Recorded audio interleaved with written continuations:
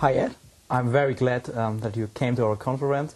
I'm happy to see you here as a friend and, of course, as a person to represent Oracle for JSF. Maybe you introduce yourself? Sure, I'm happy to be here. Thanks, Oliver, for having me. My name is Ed Burns, and I'm the specification lead for JSF at Oracle. And I'm really excited to come to DOAG. I love coming to Germany as much as I can, and Nuremberg is also a very wonderful city. Very nice, yeah. Can you describe how life has changed with the new owner of Java, with the life at Oracle, of course? Well, in one sense, there's two ways of looking at it. In one sense, the easy way is really nothing. The only thing that's changed is the name on the paycheck, which is good, you know, that there still is a paycheck, and also good that there's been so much continuity. On the other hand, the whole philosophy is different now. Sun was, we used to call it an engineer-driven company. And, you know, we had the technology that we would invent and put out there and then find some markets for it. Oracle is much more product-driven and shareholder value-focused than Sun traditionally has been. And that's been a great way to get things really focused and run things in a more software-centric way. So I've found it to be a good transition. Okay. So can you point the biggest difference? The biggest difference, well, it's so much bigger. You know, there's so many more tools, software tools inside the company now, and you know, it's just nice to be in a part of a larger group. You have resources that can go so much further now. You know. Okay, let's come to your technology, JSF. You're presenting it.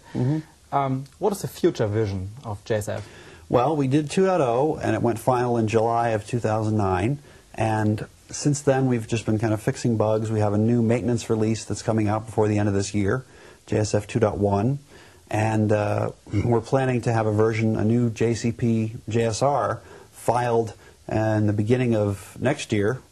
We're going to be calling it JSF 2.0, I'm sorry, 2.2 rather, and it will be for Java E7.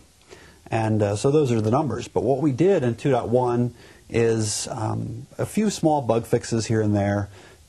Most importantly, we made it so you can run JSPX pages as facelets pages to ease conversion from JSP to facelets. We've added some new abilities to save state. We save component state in a transient fashion per request rather than you know, per component. So you can have request state that is in a component but only lasts for the scope of one request. So for example, if you have a data table that you're rendering and you want to have just one row or just one cell be styled differently from all the rest, you couldn't do that before. Yeah. And that certainly is happening. You need that. Yeah, so you know, it's one of these things you've got to have. And that was donated by Leonardo Urube from the MyFaces project. So there will be lots of new features in the future for us developers. Yes, perfect. But in 2.1, you know, smaller things, just bug fixes, cleaning some things up. 2.2, we're going to have some more. HTML5 support, a file upload component. You know, these are things that we really need to have going forward. I see it this way. JSF 2.0, AJAX was the must-have feature for JSF 2.0. If we didn't have it, we would have been dead on arrival. I feel that the next version of JSF, the next JSR version of JSF has got to have a really good HTML5 story. And if we don't have that, again, it's something we have to have. Okay. But like with AJAX, we're very well positioned because having that object-oriented component framework with AJAX, we already know we could find a way to easily deliver the AJAX resource to the page, easily deliver any other JavaScript that needed to be there. With HTML5, we already have the separation of component semantic from component renderer. And, you know, that's something they're adding now with HTML5. There's always been this XML purist that wants to separate presentation from rendering. That's what SGML was all about in the beginning. And HTML came along and said, yeah, you know what, we're just going to put it all together. And now, finally, the purists are starting to get more sway and move some of the semantics out again. So you see these new HTML5 tags for things like range, and the browser can render it as a slider or whatever.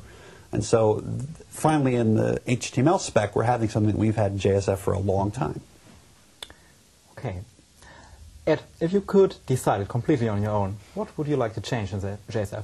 Well, I think it's time to really, I mean, it's already been the case that JSF itself is a very stable standard.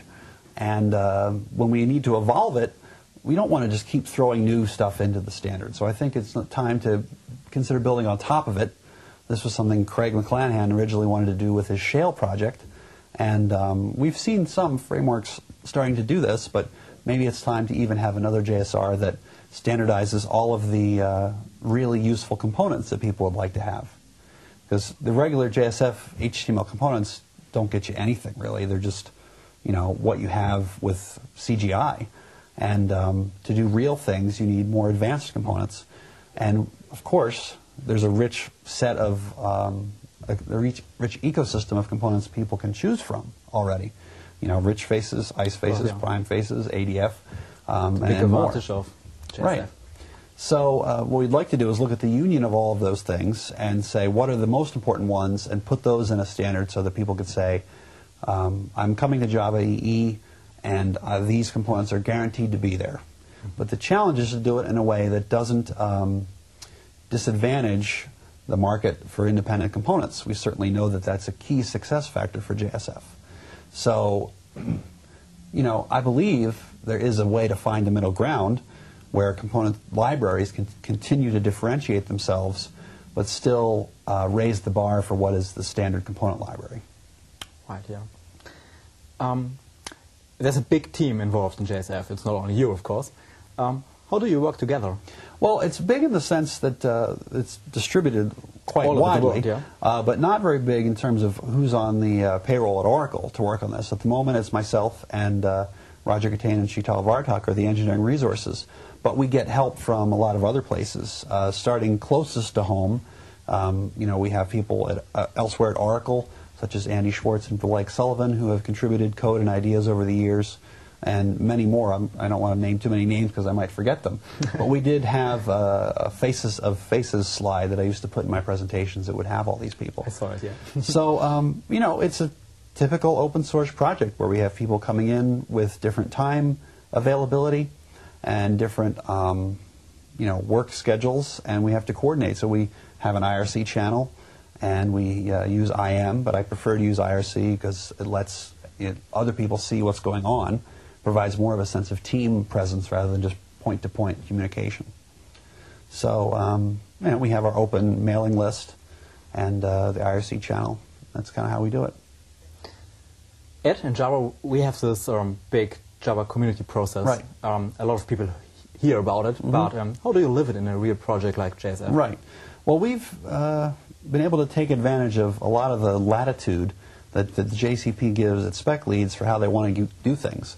So we try to be as open as possible, and you know, we were the first EE spec to have a public open source RI, or transparent development RI, back in 2004. And you know, when all of Java EE went to GPL, we went along with that too. But the JCP process, we've tried to be really transparent. We have a publicly readable mailing list. It's unfortunate that we've not been able to get all of the subscription mechanics worked out, but you know, it's still there. You can subscribe to JSR 3.14 Open, and you come in as a read-only mode. And you know, we have the regular JSF experts that have signed the JSPA, and they're part of the JCP expert group. And then we have this concept of the extended expert group for people that are leaders in the community that we know, and we give them post permission to the list also. But the general public can look at the list and observe and listen as well. You wrote a book about JSF too, right? Do you think it covers all the stuff that the people need? Well, it was a nice process to be able to write the book and the spec at the same time. I think it does cover most of the points. There are a few things that I wanted to give more detail to that I didn't have time to.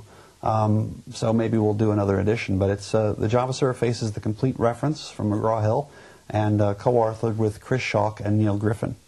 Thank you, Ed, for the interview and that you are here on our conference. Okay. It was a very nice interview. Yeah. My pleasure.